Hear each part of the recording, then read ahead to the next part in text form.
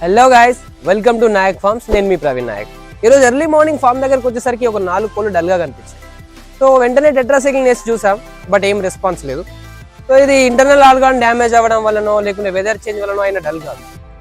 కోడిని కంప్లీట్గా అబ్జర్వ్ చేసిన తర్వాత అర్థమైంది ఏంటంటే కోడికి లైస్ ఫామ్ అయినాయి, అంటే పెయిన్లు వచ్చేసినాయి. అండ్ పెయిన్లతో పాటు నల్లులు కూడా ఉన్నాయి వాటి మీద. సో దీనివల్ల కోడి డల్ అయిపోయింది, ఫేస్ మొత్తం వైట్గా అయిపోయింది. నేను దీని మీద ఆల్రెడీ ఒక వీడియో తీసా అండ్ మళ్ళీ తీస్తున్నా. ఈ వీడియోలో కంప్లీట్గా ఎక్స్ప్లెయిన్ చేస్తాను మీకు. లాస్ట్ 10 days నుంచి వెళ్ళి నేను నవీన్ ఇద్దరం డెలివరీస్ బిజీలో పడిపోయినాం. టైంకి షెడ్ క్లీన్ చేయకపోవడం, మళ్ళీ వర్షానికి కోళ్ళు తడవడం వల్ల కోళ్ళకి పెయిన్లు వచ్చేసినాయి.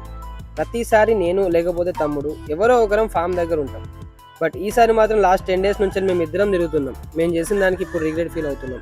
పెయిన్ వచ్చాక కోడి ఎంత తిన్న ఎనర్జీ మొత్తం బ్లడ్ రూపంలో పెయిన్లు లాగేస్తాయి. దానివల్ల కోడి ఫేస్ అంతా తెల్లగా అయిపోయి బార్లు ఎండుకుపోయి 1.5 kg ఉన్న కోడి సగానికి పడిపోయింది. 4 కోళ్ళకి పెయిన్లు వచ్చాయంటే షెడ్లో ఉన్న ప్రతి కోడికి పెయిన్లు వచ్చేసినట్టే.